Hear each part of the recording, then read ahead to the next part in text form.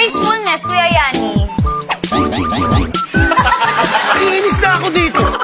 Parang pumupunta dito, walang kaalam-alam sa utak. Gracefulness is those person who moves gracefully. Anong root word ng gracefulness?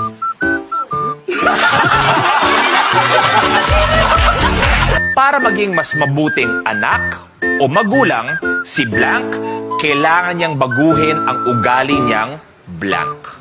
Kuya Bayani, Ako naman kay Alex, para maging mabuti kang magulang, anak, kapatid, dapat baguhin mo muna ang pamilya mo. Ako na magiging tatay mo, si Wagi ang magiging nanay mo, at hindi natatagal ang buhay mo. kaya, Kuya Yani, Ako nakakasiguro, hindi siya single. Bakit? Bakit? Kuya Yani. May nag-text sa akin nanay ko.